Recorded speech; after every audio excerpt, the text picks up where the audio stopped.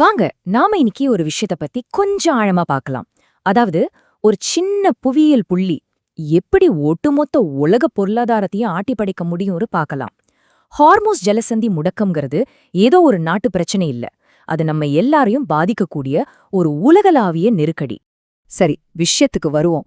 Donald Trump சொன்ன இந்த வார்த்தைகள் கேட்கவே கொஞ்சம் பயங்கரமா இருக்குல்ல? இது வெறும் வார்த்தைகள் இல்ல, இது ஒரு நேரடியான இறுதி எச்சரிக்கை. இந்த நெருக்கடி எந்த அளவுக்கு தீவிரமா இருக்கு, உலகம் எந்த அளவுக்கு ஒரு நூல் முனையில தொங்கிட்டு இருக்குங்கிறத இது காட்டுது. இந்த நெருக்கடி எப்படி படிப்படியா பெருசாச்சுன்னு பார்க்கலாம். முதல்ல ஜலசந்திய மூடினதுல இருந்து அது உலக பொருளாதாரம் மேல ஏற்படுத்தின தாக்கம், அப்புறம் சமாதான முயற்சிகள், இப்போ என்ன நிலைமையில இருக்குன்னு எல்லாத்தையும் நம்ம ஒன்னொன்னா பார்க்க போறோம். எல்லாத்துக்கும் ஆரம்ப புள்ளி இதுதான். இந்த உலகளாவிய நெருக்கடியை தூண்டின அந்த முதல் நிகழ்வு ஒரு முக்கியமான நீர்வழி பாதைய மூடுனதுதான். இதோட விளைவுகள் நாம நினைச்சு பார்க்கறத விட ரொம்பவே அதிகம். இப்போ இந்த வரைபடத்தை பாருங்க. இதுல சுவாரஸ்யமான விஷயம் என்னன்னா, இது வெறும் நம்பர்ஸ காட்டல, உலக வர்த்தகத்தோட இதய துடிப்பே திடீர்னு நின்னு போனதை காட்டுது. டெய்லி 40க்கும் மேல போயிட்டு இருந்த கப்பல்கள் திடீர்னு ஒண்ணு கூட போகல. இந்த தடையோட வீரியம் இதிலே நமக்கு நல்லா புரியும். 20 மில்லியன், இந்த நம்பர் ஏன் இவ்ளோ முக்கியம் தெரியுமா? ஏன்னா இது ஒவ்வொரு நாளும் அந்த வழியா போற 20 மில்லியன் பேரல் கச்சா எண்ணெய குறிக்குது. உலகத்தோட மொத்த பெட்ரோலிய தேவைகள்ல இது கிட்டத்தட்ட 21%. யோசிச்சு பாருங்க, இவ்ளோ பெரிய அளவு எண்ணெய் திடீர்னு சந்தைக்கு வராம நின்னு போனா என்னாகும்? உலக பங்குச்சந்தைகள் ஆட்டம் காணும், எரிபொருள் விலை விண்ணுக்கு போகும். என்ன நெருக்கடிங்கிறது வெளியில தெரியற விஷயம். ஆனா அதுக்குள்ள யாருக்கும் தெரியாம அதைவிட ஒரு பெரிய ஆபத்து ஒளிஞ்சிருக்கு. அதுதான் உலகளாவிய சப்ளை செயின்ல ஏற்படுற பாதிப்பு. அத பத்தி தான் நாம இப்ப பார்க்க போறோம். கியல் நிறுவனம் சொல்ற இந்த பாட்டில் நெக் மெக்கானிசம்ங்கிறது என்னன்னா, சிம்பிளா சொல்லணும்னா, ஒரு கார் தயாரிக்க தேவையான எல்லா பொருளும் உங்ககிட்ட இருக்கு. ஆனா ஒரே ஒரு முக்கியமான ஸ்க்ரூ மட்டும் கிடைக்கல. என்ன ஆகும்? மொத்த உற்பத்தியும் நின்னுடும். இங்க அந்த முக்கியமான ஸ்க்ரூ தான் எனர்ஜி. இந்த 3 படிகள்ல ஜலசந்தியில ஏற்படுற ஒரு பிரச்சனை எப்படி நம்ம தட்டுக்கு வர்ற உணவு வரைக்கும் பாதிக்குதுன்னு தெளிவா புரியும். முதல்ல எனர்ஜி தடைப்படுது, அதனால உற்பத்தி நிக்குது. இதோட விளைவா உணவுப் பொருட்களோட விலை ஏறுது. இது ஒரு நேரடியான சங்கிலி தொடர் வினை. நம்மில் பல பேர் வளைகுடா நாடுகள்னா எண்ணெய் மட்டும்தான் ஏற்றுமதி பண்ணதுன்னு நினைச்சிட்டு இருக்கோம். ஆனா உண்மை அதல்ல. இந்த புள்ளி விவரத்தை பாருங்க. எண்ணெய் மட்டும் இல்லாம ஸ்டீல், அதுலயும் முக்கியமா விவசாயத்துக்கு ரொம்ப அவசியமான யூரியா உரம் மாதிரியான பொருட்களுக்கும் உலகம் இந்த ஒரு பகுதியை தான் அதிகமா நம்பியிருக்கு. இதுதான் இந்த நெருக்கடிய இன்னும் சிக்கலாக்குது. சரி, இதனால யாருக்கு அதிக பாதிப்பு? அதுதான் இங்கு முக்கியமான கேள்வி. தெற்காசியா மற்றும் ஆப்பிரிக்காவில் இருக்கிற ஏழை நாடுகள் தான் அமெரிக்கா மாதிரியான பணக்கார நாடுகளை விட 10லிருந்து 20 மடங்கு அதிகமான இழப்பை சந்திக்குது. இது வெறும் பொருளாதாரம் சம்பந்தப்பட்ட விஷயம் இல்ல, கோடிக்கணக்கான மக்களோட வாழ்வாதாரம் சம்பந்தப்பட்டது. இப்போ பொருளாதாரத்தை விட்டுட்டு களத்துல நிஜமா என்ன நடக்குதுன்னு பாப்போம்.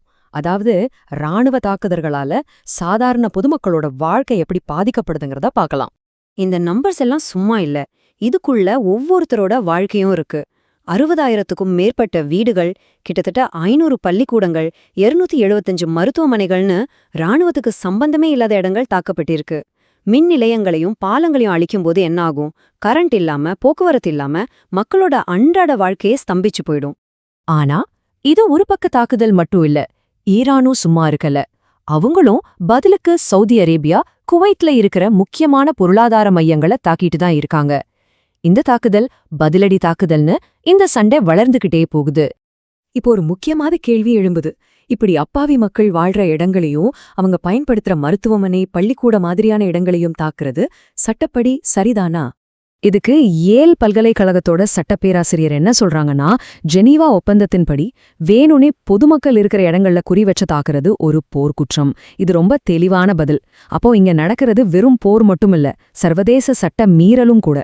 சரி, இவ்ளோ அழிவுகளுக்கு நடுவுல சமாதானத்துக்கான சில முயற்சிகளும் நடக்காம இல்ல. இந்த நெருக்கடி எப்படியாவது பேசி தீர்க்கணும்னு துருக்கி, எகிப்து, பாகிஸ்தான் மாதிரியான நாடுகள் முயற்சி செஞ்சுட்டு வர்றாங்க.